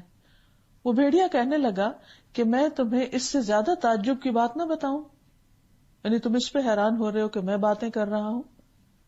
محمد صلی اللہ علیہ وسلم یثرب میں لوگوں کو ماضی کی خبریں بتا رہے ہیں. جب وہ چرواہا اپنی بکریوں کو ہانکتا وہ مدینہ پہنچا تو اپنی بکریوں کو کسی گوشے میں اس نے جمع کیا اور خود رسول اللہ صلی اللہ علیہ وسلم کی خدمت میں حاضر ہو گیا اور سارا واقعہ سنایا. رسول اللہ صلی اللہ علیہ وسلم کے کہنے پر الصلاۃ جامعۃ کی منادی کرا دی گئی. یعنی اذان تو نماز کے لیے ہوتی تھی، لیکن نماز کے علاوہ اگر لوگوں کو اکٹھا کرنا ہوتا تو اس طرح کے الفاظ ادا کیے جاتے. پھر آپ صلی اللہ علیہ وسلم اپنے گھر سے نکلے اور چرواہے سے فرمایا کہ لوگوں کے سامنے اپنا واقعہ بیان کرو. اس نے لوگوں کے سامنے سارا واقعہ بیان کر دیا تو رسول اللہ صلی اللہ علیہ وسلم نے فرمایا کہ اس نے سچ کہا ہے. تو بہرحال اس واقعے سے یہ پتہ چلتا ہے کہ جانوروں کو بھی یہ معلوم ہے کہ انہیں رزق ان کا رب دیتا ہے. اسی لیے بھیڑیے نے چرواہے سے شکایت کی کہ یہ میرے رب کا رزق تھا جو مجھے ملا اور تم نے مجھ سے یہ رزق چھین لیا. انسانوں کا رزق تو بہرحال اللہ کے ذمے ہے، جانداروں کا بھی اللہ کے ذمے، حتیٰ کہ شیطان کا رزق، شیطان کو بھی رزق اللہ ہی دیتا ہے. ابن عباس سے روایت ہے، رسول اللہ صلی اللہ علیہ وسلم سے روایت کرتے ہیں کہ ابلیس نے کہا، اے میرے رب، تو نے اپنی ساری مخلوق کا رزق واضح کر دیا ہے، یعنی سب کا رزق تو نے بتا دیا ہے، تو میرا رزق کہاں ہے؟ فرمایا، ہر وہ چیز جس پر میرا نام نہ لیا جائے وہ تیرا رزق ہوگی. یعنی جب انسان بسم اللہ پڑھ کر کھاتا ہے تو شیطان کا اس میں حصہ نہیں ہوتا، لیکن اگر وہ ویسے ہی کھاتا ہے تو شیطان انسان کے رزق میں شریک ہو جاتا ہے. رزق کے علاوہ جتنی بھی چیزیں ہیں ان کی جو مخصوص شکل صورت ہے وہ بھی اللہ تعالیٰ ہی کی دی ہوئی ہے. بعض اوقات ہم بندوں کی شکل و صورت میں نقص نکال رہے ہوتے ہیں یا ان پہ تنقید کر رہے ہوتے ہیں کہ اس کا ناک موٹا ہے یا اونچا نہیں ہے، یا اس کا رنگ کالا ہے یا بہت گورا ہے، یا بال ایسے ہیں، پاؤں ایسے ہیں، ہاتھ ایسے ہیں، وغیرہ وغیرہ. عموماً لوگ دوسروں کی شکل و صورت پر توجہ بھی بہت کرتے ہیں اور تبصرے بھی بہت کرتے ہیں. ایسا کرنے سے پہلے انسان کو سوچ لینا چاہیے کہ کسی بھی انسان نے اپنی شکل خود نہیں بنائی، وہ دراصل اللہ سبحانہ و تعالیٰ ہی کی عطا کردہ ہے. کسی کو اگر حسن میں ایک وافر حصہ ملا ہے تو یہ بھی اللہ کی عطا ہے، اور اگر کسی کے پاس کچھ کم ہے تو یہ بھی اللہ سبحانہ و تعالیٰ کی مصلحت پر مبنی ہے، اور یہ بھی سراسر اس کا اپنا فیصلہ ہے. اس لیے اچھا مل جائے تو اس پر اترانا نہیں چاہیے، فخر اور غرور نہیں کرنا چاہیے، اور اگر کسی چیز میں کچھ کمی محسوس ہوتی ہے تو اس پر اللہ تعالیٰ سے شکوہ نہیں کرنا چاہیے، ناراض نہیں ہونا چاہیے، کیونکہ اللہ سبحانہ تعالیٰ کے ہر فیصلے میں خیر ہی خیر ہوتی ہے. بعض اوقات انسان کے ساتھ ایسے واقعات پیش آ جاتے ہیں کہ جن پر انسان جھنجھلا اٹھتا ہے، پریشان ہو جاتا ہے، گھبرا اٹھتا ہے، اور بعض اوقات تو گھبرا کر وہ موت بھی مانگنے لگتا ہے اپنے لیے. تو ایسی تمام چیزوں سے بچنے کی اور صبر کرنے کی ضرورت ہے. یہ اسی وقت ہو سکتا ہے جب انسان یہ سمجھے کہ ہر طرح کی عطا اور بخشش کا مالک اللہ ہے، لوگوں کی زندگی کا مالک بھی اللہ ہے، موت کا مالک بھی اللہ ہے. اللہ تعالیٰ جب تک جس بندے کے حق میں بھلائی سمجھتا ہے اس کو زندہ رکھتا ہے، اور جب کسی کے حق میں اس کی موت کو بہتر سمجھتا ہے تو اس کو موت عطا کر دیتا ہے. تو بہرحال ہر چیز کی صورت اللہ تعالیٰ کی بنائی ہوئی ہے. ایک ایک پتے کا ڈیزائن، ایک ایک پھول کا ڈیزائن، اور اس کا رنگ اور اس کی شکل اور اس کا سائز اور اس کے اگنے کی جگہ اور اس کا طول اور عرض، یہ سب کچھ اسی نے بنایا ہے اور اسی نے عطا کیا ہے۔ موسیٰ علیہ السلام نے کہا قال ربنا الذی آتی کل شیء خلقہ ثم ہدی۔ فرعون کے دربار میں جب موسیٰ علیہ السلام اپنے رب کا تعارف کروا رہے تھے، اپنے رب کی پہچان کروا رہے تھے، تو اس وقت بھی اللہ تعالیٰ کی اس صفت کا ذکر کیا، کہا کہ ہمارا رب وہ ہے جس نے ہر چیز کو اس کی شکل و صورت بخشی، پھر اسے راستہ بھی دکھایا، اس کو ہدایت بھی دی۔ پھر اسی طرح آخرت میں انسانوں کو بے پناہ عطیات دینے والا ہے، انعامات سے نوازنے والا ہے اپنے فرما بردار بندوں کو، کیونکہ جنت میں تو ایک کوڑا رکھنے کی جگہ بھی زمین میں جو کچھ ہے اس سب سے بہتر ہے۔ پھر آپ بتائیے کہ اگر ہم پوری زمین کا مال و دولت بھی خرچ کر لیں تو جنت میں ہم زیادہ سے زیادہ کتنی جگہ لے سکتے ہیں؟ شاید ایک کوڑے کی بھی نہیں۔ تو گویا دنیا میں کوئی چیز ایسی نہیں کہ جو جنت کی قیمت ادا کر سکے، یا انسان صرف اپنی کوشش کی وجہ سے وہ نعمتیں حاصل کر سکے۔ اس لیے وہاں انسان کو جو کچھ بھی ملے گا وہ دراصل اللہ سبحانہ وتعالیٰ کی عطا ہی ہوگی، اس کی بخشش ہوگی، نوازش ہوگی، اس کی رحمت ہوگی، اور انعامات ہی انعامات ہوں گے۔ پھر انسانوں کی خوشیوں کا ٹھکانہ کیا ہوگا؟ دنیا میں جب کسی انسان کو کچھ ریوارڈ ملتا ہے یا کوئی ایوارڈ ملتا ہے یا کوئی ناموری ملتی ہے تو پھولے نہیں سماتا، حالانکہ وہ انعام کس کی طرف سے ہوتا ہے؟ دنیا ہی کے کسی انسان کی طرف سے یا کسی ایسی اتھارٹی کی طرف سے جو بہرحال اللہ ہی کی مخلوق ہے۔ سوچئے جب کائنات کا رب اور کائنات کا خالق و مالک کسی انسان کو نوازے گا تو وہ نوازش کیسی ہوگی جس کا انسان تصور بھی نہیں کر سکتا، اور اس کو پا کر خوشی کا عالم کیا ہوگا اس کا انسان یہاں اندازہ نہیں کر سکتا۔ اس لیے انسان کی نظر ہمیشہ یہاں سے زیادہ وہاں پر ہونی چاہیے۔ آخرت کے اس عطیے کے متعلق اللہ تعالیٰ فرماتے ہیں وَأَمَّا الَّذِينَ سُعِدُوا فَفِي الْجَنَّةِ خَالِدِينَ فِيهَا مَا دَامَتِ السَّمَاوَاتُ وَالْأَرْضُ إِلَّا مَا شَاءَ رَبُّكَ عَطَاءً غَيْرَ مَجْذُوذٍ۔ اور رہ گئے وہ جو خوش قسمت بنائے گئے تو وہ جنت میں ہوں گے، ہمیشہ اس میں رہنے والے جب تک سارے آسمان اور زمین قائم ہیں، مگر جو تیرا رب چاہے، ایسا عطیہ، ایسا تحفہ جو قطع کیا جانے والا نہیں، یعنی وہ بخشش لازوال بھی ہوگی جو کبھی ختم نہ ہوگی۔ اور مومن کے لیے تو بہت ہی بڑی خوشخبری ہے کہ اس کے لیے دنیا میں بھی اللہ سبحانہ تعالیٰ کی بخشش اور عنایت ہے، اور آخرت میں بھی اس کے لیے اللہ سبحانہ تعالیٰ کی رحمتیں ہیں۔ انس بن مالک کہتے ہیں کہ رسول اللہ صلی اللہ علیہ وسلم نے فرمایا بے شک اللہ تعالیٰ کسی مومن پر ظلم نہیں کرتا، اس کی نیکیوں کا بدلہ اسے دنیا میں بھی دیتا ہے اور آخرت میں بھی اس کو بدلہ دیا جائے گا۔ رہا کافر تو دنیا میں وہ اللہ کے لیے جو بھی نیک عمل کرتا ہے اسے اس کے بدلے دنیا ہی میں کھلا دیا جاتا ہے، یعنی ان کا بدلہ اس کو دنیا میں مل جاتا ہے۔ جب وہ آخرت کی طرف روانہ ہوگا وہاں اس کی کوئی نیکی ہی نہیں ہوگی کہ اس کو کوئی بدلہ دیا جائے، یعنی ہر نیکی کا بدلہ اس کو یہی مل جائے گا۔ جابر رضی اللہ عنہ سے روایت ہے کہ رسول اللہ صلی اللہ علیہ وسلم نے فرمایا قیامت کے دن جب آزمائش والوں کو ان کی مصیبتوں کا بدلہ دیا جائے گا تو اہل عافیت تمنا کریں گے کاش ان کی کھالیں دنیا میں کینچیوں سے کاٹ دی جاتی تاکہ انہیں بھی وہاں ویسا ہی اجر ملتا جیسا صبر کرنے والوں کو مل رہا ہے، آزمائش کی بھٹی سے نکلنے والوں کو مل رہا ہے۔ تو بہرحال عام مومنوں کو بھی اجر و ثواب ملے گا، لیکن وہ لوگ جو دنیا میں طرح طرح کی آزمائشوں میں ہے، تکلیفوں میں ہے، پریشانیوں میں ہے اور اس پر وہ صبر کرتے ہیں، انہیں اس کا اجر اس پر اللہ تعالیٰ کی عطا اور بخشش بے حد و حساب ہوگی۔ قرآن مجید میں اللہ تعالیٰ فرماتے ہیں کہ اللہ سبحانہ و تعالیٰ صبر کرنے والوں کو بے حساب بدلہ عطا کرے گا۔ انما یوفی الصابرون اجرہم بغیر حساب، صبر کرنے والے بغیر حساب کے، ان لمیٹڈ، جس کی کوئی انتہا ہی نہیں ہوگی، اتنی بڑی ان کو بخشش اور عطا رب اعلیٰ کی طرف سے نصیب ہوگی۔ اس لیے اگر دنیا میں کسی انسان پر کوئی دکھ، تکلیف، پریشانی، کوئی بری خبر اس تک پہنچے تو اسے اس پر صبر کرنا چاہیے۔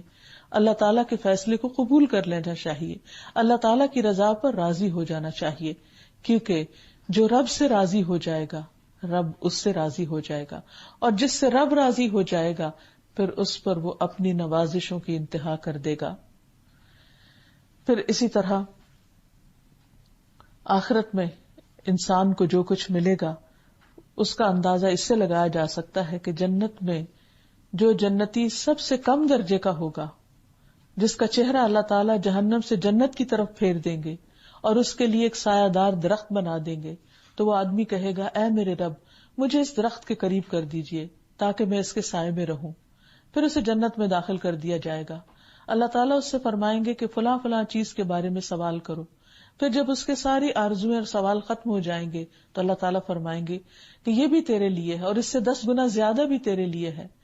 پھر اللہ سبحانہ وتعالیٰ اسے اس کے گھر میں داخل فرما دیں گے اور اسے مزید نعمتوں سے نوازیں گے۔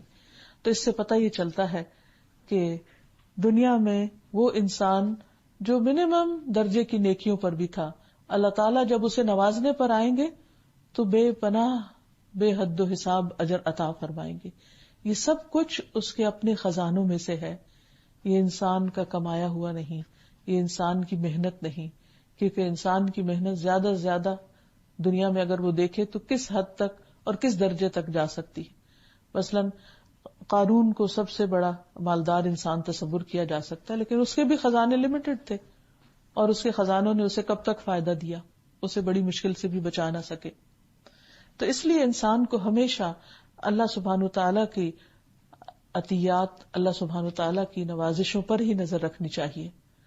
اللہ سبحانہ تعالیٰ کے یہ عطیات 2 طرح کے ہیں، ان کی 2 اقسام ہیں، ایک عام ہے اور ایک خاص ہے۔ جہاں تک اس کے عام عطیات کا تعلق ہے تو وہ تمام مخلوقات کے لیے ہیں، اور عام عطیات کی دلیل میں سے وہ آیت ہے جو اللہ تعالیٰ نے ارشاد فرمائی کُلًّا نُمِدُّ هَٰؤُلَاءِ وَهَٰؤُلَاءِ مِنْ عَطَاءِ رَبِّكَ وَمَا كَانَ عَطَاءُ رَبِّكَ مَحْظُورًا۔ سورۃ بنی اسرائیل کی اس آیت کا مطلب ہے کہ ہم ہر طرح کے لوگوں کو مدد دیتے ہیں، خواہ یہ ہوں یا وہ ہوں، یعنی اچھے ہوں یا برے ہوں، اور یہ بات آپ کے رب کا عطیہ ہے، اور آپ کے رب کا عطیہ کسی پر بند نہیں، یعنی وہ گناہگاروں کو بھی دیتا ہے، نافرمانوں کو بھی دیتا ہے، ان کو بھی دیتا ہے جو اس کو مانتے ہیں اور ان کو بھی دیتا ہے جو اس کو مانتے نہیں اور دن رات اس کی ناراضگی کے کام کرتے ہیں۔ تو اس کا عطیہ کسی پر بند نہیں، کیونکہ وہ المعطی ہے، عطا کرنے والا ہے، عطا کرنا اس کی صفت ہے، وہ حقیقی بادشاہ ہے کہ جو عطا کرتا چلا جاتا ہے اور اس کے خزانوں میں کسی قسم کی کوئی کمی بھی واقع نہیں ہوتی۔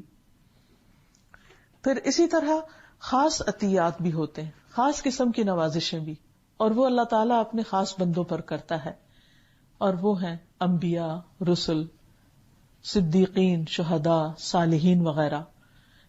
ان کی دعاؤں کو اللہ تعالیٰ قبول کرتا ہے، انہیں مستجاب الدعوات بنا دیتا ہے۔ اللہ سبحانہ وتعالیٰ اپنے اولیاء کے مقاصد کو پورا کرتا ہے، انہیں کرامات عطا کرتا ہے۔ اسی طرح اللہ سبحانہ وتعالیٰ اپنے انبیاء کو معجزات عطا کرتا ہے، اس نے ان کو کتابیں عطا کی، بہترین علم اور حکمت سے نوازا، یہ سب کچھ اسی کی بخشش ہے۔ اور پھر بعض رسولوں کو بعض پر فضیلت عطا کی اور انہیں خاص چیزوں سے نوازا، خاص صفات سے نوازا۔ مثال کے طور پر حضرت موسیٰ علیہ السلام سے اللہ سبحانہ تعالیٰ نے کلام کیا۔ اللہ سبحانہ تعالیٰ کا اپنے پیغمبر سے کلام کرنا کوئی معمولی بات نہیں تھی۔ نبی صلی اللہ علیہ وسلم کو معراج پر بلایا اور آپ سے کلام فرمایا۔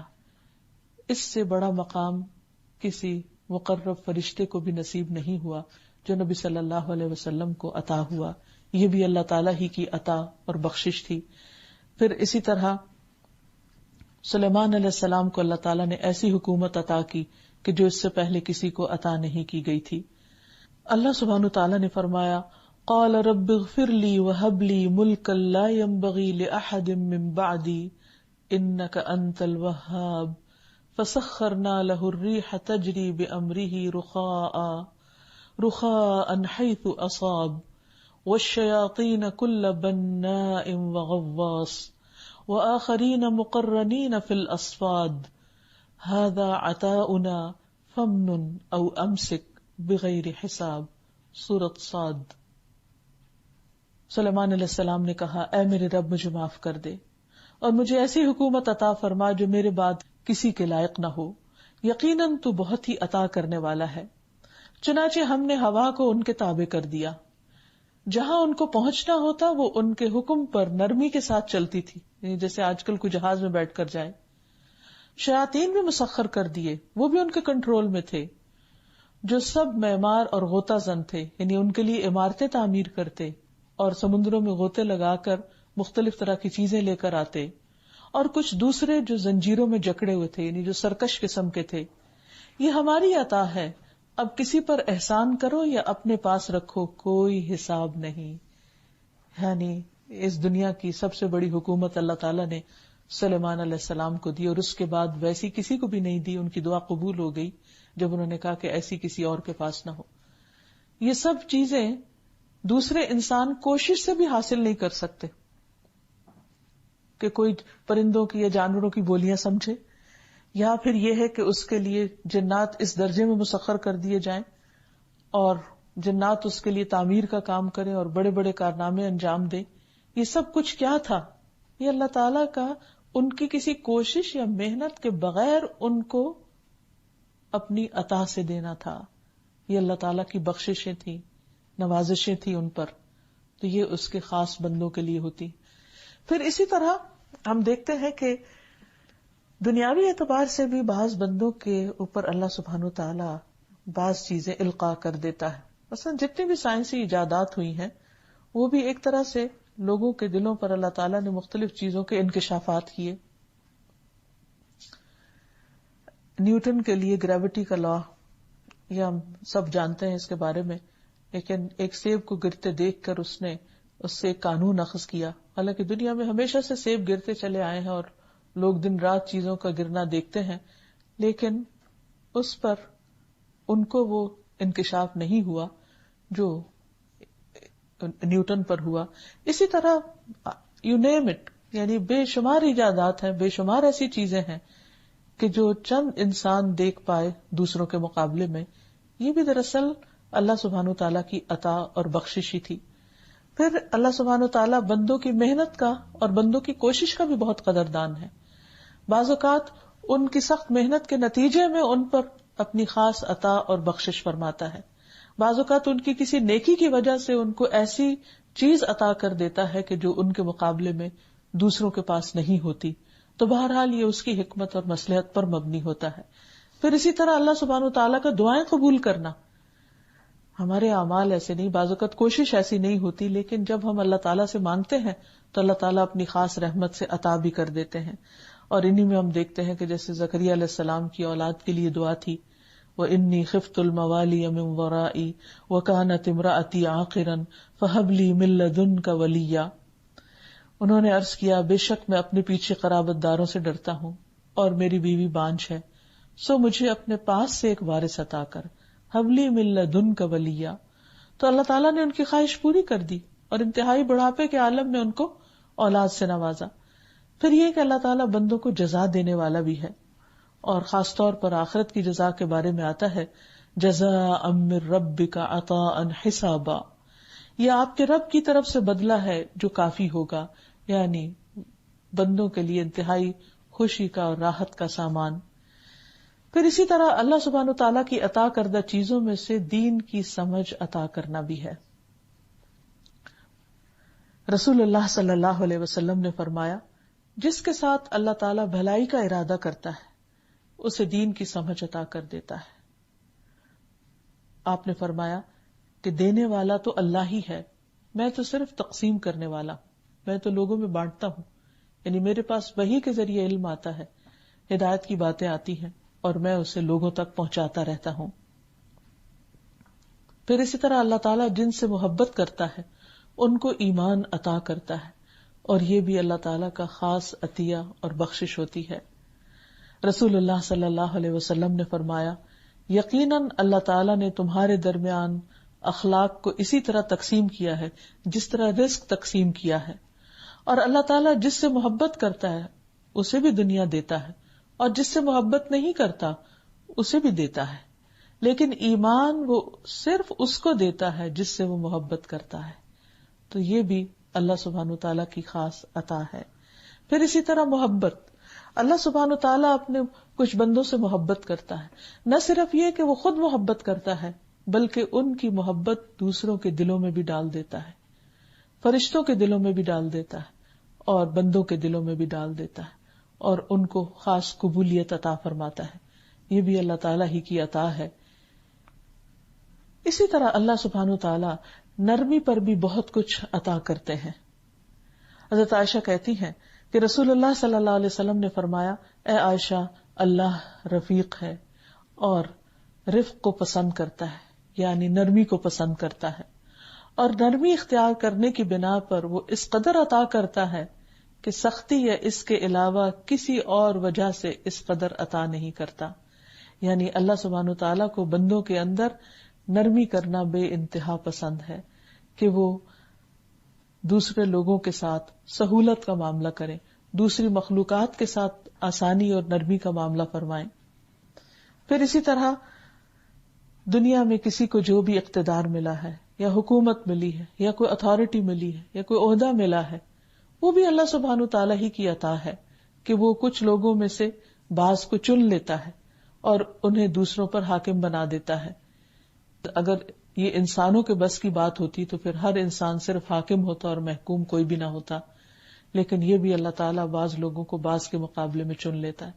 جیسے بنی اسرائیل کے واقعے میں بھی آتا ہے کہ اللہ تعالیٰ نے طالوت کو ان کے اوپر لیڈر بنا دیا، حالانکہ اس کے پاس زیادہ مال بھی نہیں تھا.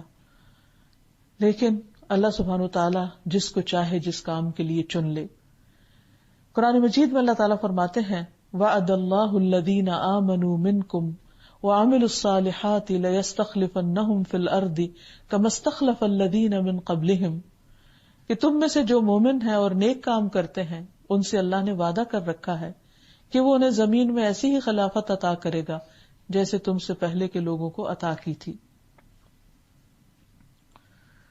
تو بات یہ ہے کہ جب ایک بندے کو یہ بات سمجھ میں آ جائے کہ دینے والا اللہ ہے، عطا کرنے والا اللہ ہے، المعطی اس کا رب ہے، تو پھر اس نام کے اثرات اس کی زندگی پر بھی آنے چاہیے. اس نام کو سمجھنے کے بعد بندے کی زندگی میں کیا تبدیلی آنی چاہیے، اس کا تقاضا کیا ہے؟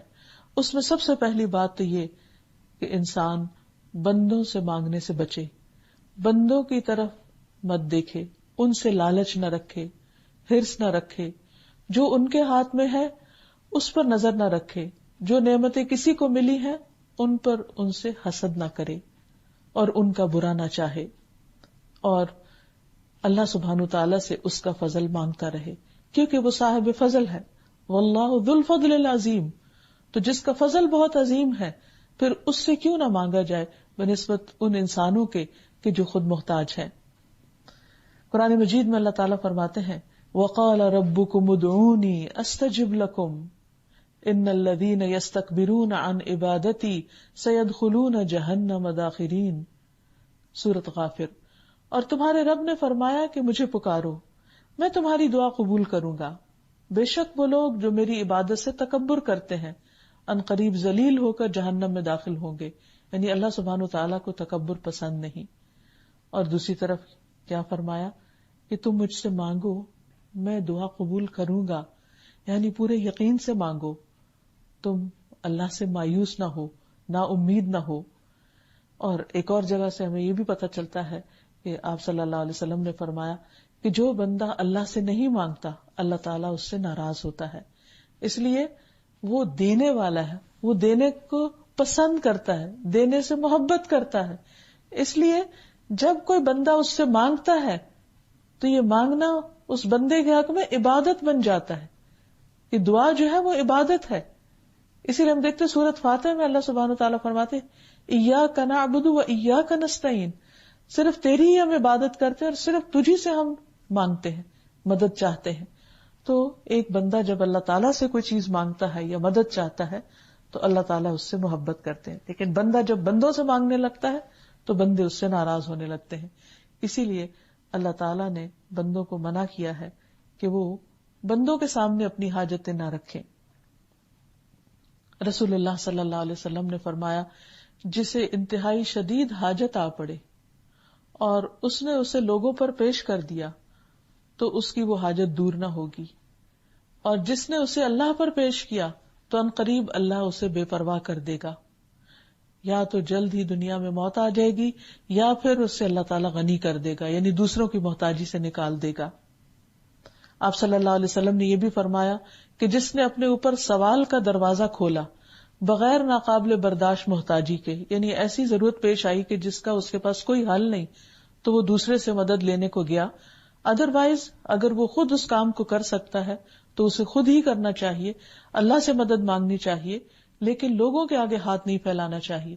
تو فرمایا کہ اگر کسی کو شدید محتاجی آ جائے تو اس وقت تو وہ بتا سکتا ہے دوسرے کو، ادروائز اگر بغیر اس کے کسی نے مانگا، جو انسان کی اس محتاجی میں جو اس کو اس کے گھر والوں کو لاحق ہو، تو اللہ تعالیٰ اس پر فاقے کا دروازہ ایسی جگہ سے کھولتا ہے جہاں سے اس کو گمان بھی نہیں ہوتا. یعنی اللہ تعالیٰ اس کو پھر بندوں کا ہی محتاج کر دیتا ہے، بندوں کے آگے ہی ذلیل کر دیتا ہے. اور یہاں تک کہا گیا کہ اگر بندے کو ضرورت ہے تو اس کے لیے وہ محنت کرے، کوشش کرے، اور لکڑیوں کا گٹھا باندھ کر پیٹھ پہ رکھ کے لائے، اسے بیچے، تو اس طرح اللہ تعالیٰ اس کی عزت محفوظ کر دے گا بنسبت اس کے کہ وہ کوئی کام نہ کرے اور صرف لوگوں سے سوال کرتا پھرے. پھر اسی طرح یہ ہے کہ جو کچھ بندوں کے ہاتھ میں ہے اس سے مایوس ہو جائے، اور جو اللہ کے ہاتھ میں ہے اس پر نظر رکھے. سعد بن ابی وقاص رضی اللہ عنہ کہتے ہیں کہ نبی صلی اللہ علیہ وسلم کے پاس ایک آدمی آیا اور کہا، اے اللہ کے رسول، مجھے مختصر سی نصیحت فرمائیے، یعنی تاکہ میں یاد رکھ سکوں. تو نبی صلی اللہ علیہ وسلم نے فرمایا، لوگوں کے ہاتھ میں جو کچھ ہے اس سے بالکل نا امید ہو جاؤ، یعنی ان سے توقعات مت رکھو، اور ایسی بات سے پرہیز کرو جس سے معذرت کرنی پڑے، یعنی بعد میں تم ایکسکیوزز کرتے رہو. اور یہ دو باتیں بھی بہت ہی زبردست ہیں، کیونکہ انسانوں کو مایوسی اس وقت ہوتی ہے، پریشانی اس وقت ہوتی ہے جب وہ بندوں سے توقع رکھتے ہیں کہ وہ ان کا کام کریں گے. لیکن جب انسان اپنی ضرورت اللہ تعالیٰ کے سامنے رکھتا ہے تو وہ بندوں کے دلوں کو بھی مسخر کر دیتا ہے. تو بجائے اس کے کہ ہم بندوں کے ذریعے اللہ تک پہنچے، ہم اللہ سبحانہ و تعالیٰ کو براہ راست پکاریں، کیونکہ اللہ تعالیٰ نے خود اعلان فرمایا، وَقَالَ رَبُّكُمُ ادْعُونِي أَسْتَجِبْ لَكُمْ، تمہارا رب کہتے ہیں مجھ سے دعا مانگو، یعنی ڈائریکٹ مجھ سے مانگو، میں تمہاری دعا قبول کروں گا، میں تمہیں عطا کروں گا. اور پھر بندہ جب بندوں کے اوپر توقعات رکھتا ہے، اور بندے چونکہ خود محتاج ہیں، پہلے وہ اپنی ضرورتیں پوری کرتے ہیں، تو پھر انسان ہیوملیٹڈ فیل کرتا ہے کہ دوسرا میری کیئر نہیں کر رہا. لیکن اگر وہ اللہ سے توقع رکھتا ہے اور بندوں سے صرف اچھا گمان رکھتا ہے تو ہر طرح کے ریلیشنز اس کے بہت خوشگوار ہو سکتے ہیں. اور اسی طرح بعض لوگ بات کرنے میں احتیاط نہیں کرتے، معاملہ کرنے میں احتیاط نہیں کرتے، پھر بار بار سوری کرتے رہتے ہیں، پھر وہ سوری بھی ایک مذاق بن کر رہ جاتا ہے. تو اس سے بھی بچنے کی نبی صلی اللہ علیہ وسلم نے تلقین کی ہے. پھر اسی طرح آپ صلی اللہ علیہ وسلم نے ایسے شخص کو جنت کی ضمانت دی ہے جو لوگوں سے کچھ نہ مانگے. صوبان کہتے ہیں، اور یہ صوبان جو ہے رسول اللہ صلی اللہ علیہ وسلم کے آزاد کردہ غلام ہیں، کہتے ہیں کہ رسول اللہ صلی اللہ علیہ وسلم نے فرمایا، کون ہے جو مجھے یہ ضمانت دے کہ وہ لوگوں سے کچھ نہیں مانگے گا تو میں اس کے لیے جنت کی ضمانت دوں. تو صوبان رضی اللہ عنہ نے کہا کہ میں آپ کو ضمانت دیتا ہوں کہ میں کبھی کسی سے کچھ نہیں مانگوں گا. حالانکہ وہ بہت غریب تھے، چنانچہ وہ کسی سے کبھی کچھ نہیں مانگا کرتے تھے. اور پھر آپ نے اس مانگنے کی مذمت بھی فرمائی. آپ نے فرمایا کہ اگر سوال کرنے والا اس خرابی کو جان لے جو سوال کرنے میں ہے تو کبھی کسی سے کچھ سوال نہ کرے. یعنی انسان نہیں جانتا کہ کسی سے مانگنے کے بعد اس کی قدر و منزلت میں کس قدر کمی آتی ہے اور کس قدر اس کو بعض اوقات ذلت کا سامنا بھی کرنا پڑتا ہے. ایسی صورت میں انسان صرف اللہ ہی سے دعا کرتا رہے. پھر آپ دیکھیے کہ اللہ سبحانہ تعالیٰ کی چونکہ صفت المعطی ہے، دینے والا، عطا کرنے والا، تو ہمیں بھی دوسروں کو دینے والا بننا چاہیے، اور بندہ مومن کو دوسروں کو اس طرح دینا چاہیے کہ کسی قسم کی محتاجی کا بھی ڈر نہ رہے. انسان یہ نہ سوچے کہ اچھا میں نے دے دیا تو پھر میرا کیا بنے گا. دینے والے کو اللہ تعالیٰ اور دیتا چلا جاتا ہے. مالک بن نزلہ کہتے ہیں کہ رسول اللہ صلی اللہ علیہ وسلم نے فرمایا ہاتھ 3 طرح کے ہیں. ایک اللہ کا ہاتھ ہے جو سب سے اوپر ہے، دوسرا دینے والے کا ہاتھ ہے جو اس کے بعد ہے، اور سائل کا ہاتھ یعنی سوالی کا ہاتھ سب سے نیچے والا ہے. لہذا جو زائد ہو وہ دے دو، اور اپنے نفس کے سامنے عاجز مت بنو، یعنی اس کا کہنا نہ مانو. یعنی کیونکہ انسان جب دینا چاہتا ہے تو روکنے والا اس کا نفس ہی ہوتا ہے. ان النفس لامارۃ بالسوء، انسان طرح طرح کی تعویلیں کرنے لگتا ہے. ایک اور روایت سے بھی پتہ چلتا ہے کہ دینے والا ہاتھ لینے والے ہاتھ سے اوپر ہوتا ہے، بہترین ہوتا ہے. اسی لیے ہم دیکھتے ہیں کہ نبی صلی اللہ علیہ وسلم تمام انسانوں سے زیادہ سخاوت کرنے والے تھے، اور خصوصاً رمضان کے مہینے میں. اللہ سبحانہ وتعالیٰ کو بھی دینا پسند ہے، اس کے رسول صلی اللہ علیہ وسلم کو بھی دینا محبوب تھا. لہذا ہمیں بھی اپنے اندر دینے کی صفت لانی چاہیے، اور پھر دینے کے لیے سب سے قریبی لوگوں سے شروع کرنا چاہیے. لوگوں کی ضروریات کا خود خیال رکھنا چاہیے. جو ہمیں دے اس کو بھی دینا چاہیے، اور جو نہ دے اس کو بھی دینا چاہیے. اور جو بھی انسان دے وہ خوشی سے دے، کیونکہ یہ اس میں سے دے رہا ہے جو اللہ تعالیٰ نے اس کو عطا کیا ہے. یعنی ہمارا ذاتی تو کچھ بھی نہیں، اپنی ملکیت تو کچھ نہیں، ہر چیز ہمارے پاس اس کی دی ہوئی ایک امانت ہے. لہٰذا جب ہم اس کی مرضی کے مطابق اس کے بندوں کو دیتے ہیں تو وہ بہت خوش ہو جاتا ہے. پھر یہ ہے کہ اللہ کی نافرمانی کے کاموں میں خرچ نہیں کرنا چاہیے، رشوت کا لین دین نہیں کرنا چاہیے، سود کا لین دین نہیں کرنا چاہیے. اور آخر میں یہ کہ اللہ سبحانہ وتعالیٰ سے اس کے اس نام کے ساتھ دعا کرنی چاہیے، اور مختلف دعاؤں میں جہاں یہ نام اور یہ صفت استعمال ہوئی ہے ان دعاؤں کے پڑھنے کا اہتمام کرنا چاہیے. نبی صلی اللہ علیہ وسلم ہر نماز کے بعد دعا کرتے تھے، اللہم لا مانع لما اعطیت ولا معطی لما منعت، کہ اے اللہ جسے تو کچھ دے اسے کوئی روک نہیں سکتا، اور جس سے تو روک لے اسے کوئی دے نہیں سکتا. نبی صلی اللہ علیہ وسلم جب رکوع سے سر اٹھاتے تھے تو اس وقت بھی یہ دعا پڑھتے جس میں اللہم لا مانع لما اعطیت آتا ہے.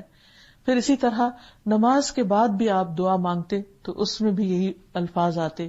پھر کھانا کھانے کے بعد آپ جو دعا کرتے اس میں بھی اللہ سبحانہ وتعالیٰ کی اس صفت کا ذکر آتا ہے. آپ کھانے سے فارغ ہو کر پڑھتے اللہم اطعمت و اسقیت و اغنیت و اقنیت و ہدیت و اجتبیت فلک الحمد علی ما اعطیت. اے اللہ تو نے ہی کھلایا، تو نے ہی پلایا، تو ہی غنی کرتا ہے، تو ہی مالدار کرتا ہے، تو نے ہدایت دی اور تو نے ہی زندگی عطا فرمائی. جو تو نے عطا کیا اس پر تیری تعریف ہی تعریف ہے. اور پھر اسی طرح یہ کہ جو نعمتیں انسان کو ملی ہیں ان میں برکت کی دعا کرتا رہے، اور پھر انسان دوسروں کو بھی برکت کی دعا دیتا رہے، جیسے نبی صلی اللہ علیہ وسلم نے اپنے خادم حضرت انس کو دی تھی. تو اللہ سبحانہ وتعالیٰ سے دعا ہے کہ وہ ہمیں اپنے خاص خزانوں سے عطا فرمائے، اپنی رحمتیں عطا فرمائے، اور ہمیں لوگوں کی محتاجی سے بچائے، اور ہمیں دینے والوں میں سے بنا دے. وآخر دعوانا ان الحمد للہ رب العالمین. السلام علیکم ورحمۃ اللہ وبرکاتہ. القاهر يا الله أنت الحسيب يا الله أنت الشافي يا الله أنت المبين يا الله أنت الوكيل يا الله أنت القيوم يا الله أنت المتين يا الله أنت السبوح يا الله لا إله إلا الله محمد رسول الله لا إله إلا الله محمد رسول الله.